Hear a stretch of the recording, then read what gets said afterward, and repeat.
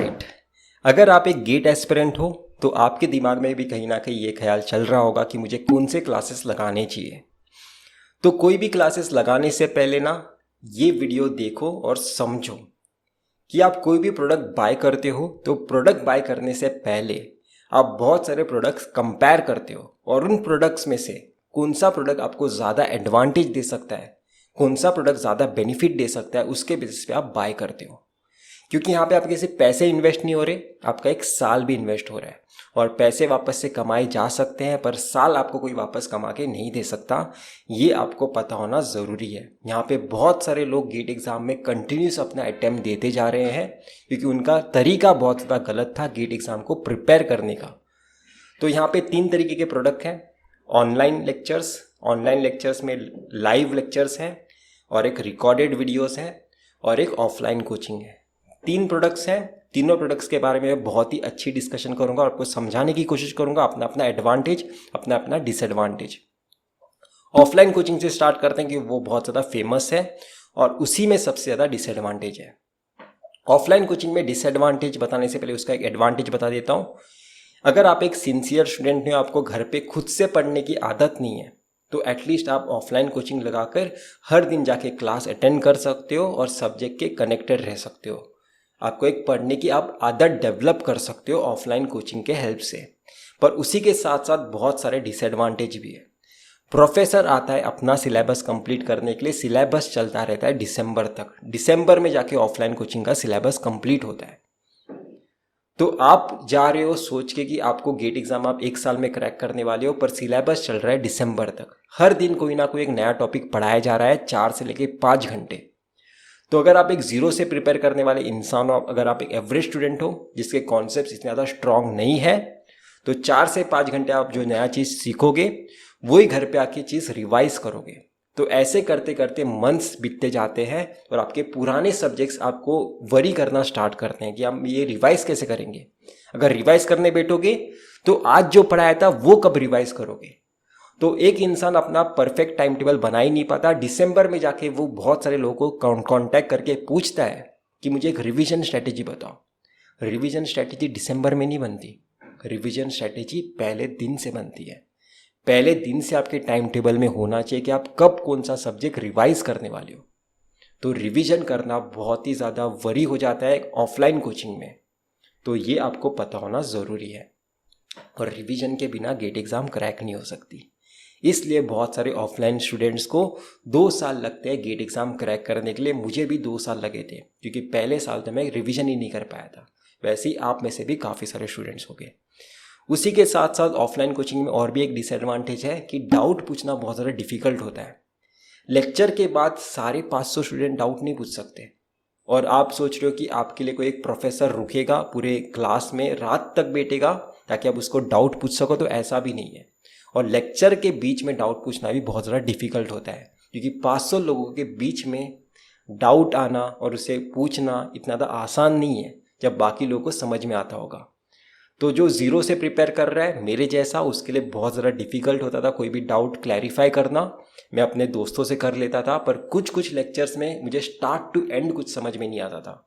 तो वो लेक्चर में वापस से कैसे देखूं, किसी को पढ़ाने बोलूं, ये मेरे लिए बहुत ही ज़्यादा एक प्रॉब्लमेटिक सिचुएशन होती थी। उसके लिए मैं वापस से NPTEL वीडियोस देखता था। तो मुझे रिवाइंड करके वापस से वो लेक्चर देखने की फैसिलिटी ऑफलाइन वीडियोस में नहीं होती, ऑफलाइन कोचिंग में नहीं होती। तो ये कुछ डिसएडवांटेज है ऑफलाइन कोचिंग के जो आपको पता होना ज़रूरी है। उसी के साथ साथ ये बहुत रेयर होता है पर मेरे साथ हुआ था। पुणे में EMT के प्रोफेसर की हेल्थ ख़राब थी और वो हेल्थ ख़राब होने के कारण ऊपर से हर चीज़ पढ़ा रहा था। उसने प्रॉपर तरीके से एक सब्जेक्ट कंप्लीट नहीं किया था। पर उसी जगह अगर वो ऑनलाइन लेक्चर होता तो उसके पास एक अपॉर्चुनिटी होती कि वो अपनी हेल्थ जब ठीक होगा तब वो वीडियो रिकॉर्ड करेगा। पर वो लाइव था ऑफलाइन में, इसलिए उसके पास वो अपॉर्चुनिटी नहीं थी। तो उसकी जैसे कंडीशन थी उस कंडीशन में वो मैनेज कर रहा था वो सब्जेक्ट पढ़ाना। ये बहुत रेयर होगा पर होने की पॉसिबिलिटी तो है। ये कुछ डिसएडवांटेज है ऑफलाइन कोचिंग के बारे में जो आपको पता होना ज़रूरी है। अब बात करते हैं ऑनलाइन लेक्चर की दुनिया में 2 तरीके की कैटेगरी है, एक है प्री रिकॉर्डेड वीडियोस, एक है लाइव लेक्चर्स। लाइव लेक्चर्स के बारे में बात करते हैं। लाइव लेक्चर्स में भी वही केस, आपको पता ही नहीं होगा कि सब्जेक्ट कौन सा कब पढ़ाने वाले हैं और कितने ड्यूरेशन का होगा और कौन सा टॉपिक कितने ड्यूरेशन का होगा। ठीक है, क्योंकि आपको भी यहाँ पे भी टाइम टेबल बनाने का एक इश्यू हो सकता है। यहाँ पे हो सकता है आपको डाउट पूछना बहुत ज़्यादा आसान हो जाए। पहले जो आपका एक प्रॉब्लम था ऑफलाइन में डाउट पूछना, वो बहुत ज़्यादा खेल बन जाएगा लाइव लेक्चर्स में, क्योंकि आप लाइव इंटरेक्ट कर सकते हो, टाइप कर सकते हो अपने डाउट्स लाइव प्रोफेसर के साथ, और प्रोफेसर इमीडिएटली वो रिस्पॉन्ड भी कर सकता है और किसी को पता भी नहीं चलेगा कि किसने डाउट पूछा था। तो ये एक एडवांटेज है लाइव लेक्चर्स का, पर उसी के साथ साथ उसका अभी तक डिसएडवांटेज हमने सॉल्व नहीं किया है, टाइम टेबल बनाने वाला। क्योंकि हर दिन लाइव लेक्चर्स चल रहे हैं, अगर हमने लाइव लेक्चर्स देखे हैं तो हम सोचेंगे कि हमें लाइव ही लेक्चर्स देखने हैं, हम रिकॉर्डेड वीडियोस देखने के बारे में सोचेंगे नहीं, राइट। तो मैं टाइम टेबल बनाने की एक अपॉर्चुनिटी मिस कर देता हूँ लाइव लेक्चर्स में भी, और मुझे लगता है कि ये भी एक इशू है। पर साथ ही साथ और एक जो हमारा डिसएडवांटेज था ऑफलाइन कोचिंग में, कि मुझे अगर कोई लेक्चर स्टार्ट टू एंड समझ में नहीं आया तो वापस से वो लेक्चर रिवाइंड करके वापस से देख सकता हूँ क्लास ख़त्म होने के बाद भी। ये कुछ एडवांटेज है लाइव लेक्चर्स के बारे में। तो आप लाइव लेक्चर्स के बारे में भी सोच सकते हो ओवर ऑफलाइन वीडियोस। तो डिसिप्लिन में आना ज़रूरी है, सिंसियर बनना ज़रूरी है, उसके बाद ही आप गेट एग्ज़ाम क्रैक कर सकते हो, और ऑनलाइन लेक्चर्स मेरे ख्याल से बेस्ट हो गए। अब बात करते हैं रिकॉर्डेड वीडियोस के बारे में, जो मेरे पर्सनली फेवरेट है। और मुझे अगर आप गेट एग्ज़ाम लिखने बोलोगे तो मैं रिकॉर्डेड वीडियोस बाय करूँगा। क्यों बाय करूँगा? सारे सब्जेक्ट्स में सारे टॉपिक्स कितने ड्यूरेशन के होंगे, सारी इन्फॉर्मेशन मेरे पास पहले से है। तो मैं अपना एक अच्छा टाइम टेबल बना सकता हूँ और एक एडवांस टाइम टेबल बना सकता हूँ। अभी से लेके पूरा अक्टूबर नवंबर तक मैं कब कौन सा सब्जेक्ट कितने टाइम तक पढ़ाई करूँगा, कब सब्जेक्ट में रिवाइज करूँगा, क्योंकि मुझे सामने वाले से पूछना नहीं है कि वो कब सब्जेक्ट वो पढ़ाएगा, कौन सा टॉपिक वो कब पढ़ाएगा। मेरे पास सारे वीडियोस पहले से है, मेरे पास वर्क पहले से है, मैं कितने घंटे काम करूँगा ये भी मुझे पता है। तो मुझे कितने दिन काम करना है वो टोटल वर्क कंप्लीट करने के लिए, ये मैं कैलकुलेट कर सकता हूँ टाइम एंड वर्क के हिसाब से, राइट। तो रिकॉर्डेड वीडियोस में बहुत ज़्यादा एडवांटेज मिलता है। तो मैं आपको प्रिफर करूंगा कि आपके पास एक अच्छा टाइम टेबल होना चाहिए। आपको स्ट्रैटेजी की ज़रूरत नहीं है, आपको टाइम टेबल की ज़रूरत है। अगर आप गेट एग्ज़ाम क्रैक करना चाहते हो, टाइम टेबल में प्रिपरेशन के साथ साथ टेस्ट सीरीज़ के साथ साथ रिवीजन भी आप इंक्लूड कर सकते हो, और एक बहुत ही एडवांस लेवल की प्रिपरेशन कर सकते हो। और आप प्रिपेयर नहीं करोगे, आप सस्टेन करोगे सारा डेटा, अगर आपके पास एक अच्छा टाइम टेबल होगा तो रिकॉर्डेड वीडियोस मैं प्रीफर करूंगा सारे एस्पिरेंट्स के लिए। अगर आप इलेक्ट्रॉनिक्स इलेक्ट्रिकल इंस्ट्रूमेंटेशन के स्टूडेंट हो, मैं जेनिक एजुकेशन को पर्सनली जानता हूँ, चंदन सर, पंकज सर को मैं पर्सनली जानता हूँ, इसलिए मैं आपको वही क्लास रिकमेंड करूँगा इन 3 ब्रांचेस के लिए। कोई भी प्रॉब्लम नहीं होगी, मुझे पक्का पता है वहाँ पे कैसे पढ़ाया जाता है, किस लेवल पे पढ़ाया जाता है। इलेक्ट्रिकल इलेक्ट्रॉनिक्स इंस्ट्रूमेंटेशन के लिए मैं जेनिक एजुकेशन प्रीफर कर रहा हूँ।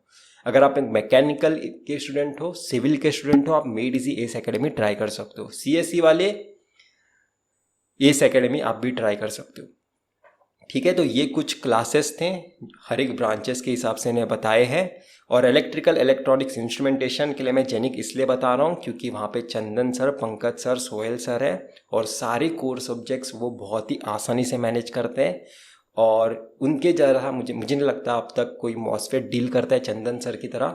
पूरे यूट्यूब पे इक्वेशन के साथ खेलना और उसे कॉन्सेप्ट बताना बहुत ज़्यादा आसान है, पर एक्चुअल कॉन्सेप्ट होता है उसकी फिजिकल अंडरस्टैंडिंग बताना। ठीक है, तो मैं चंदन सर से काफ़ी इम्प्रेस हूँ, इसलिए मैं आपको बता रहा हूँ वो क्लासेस। तो मैं इतना ही ये रिकमेंडेशन रखना चाहता हूँ, इतना ही वीडियो रखना चाहता हूँ।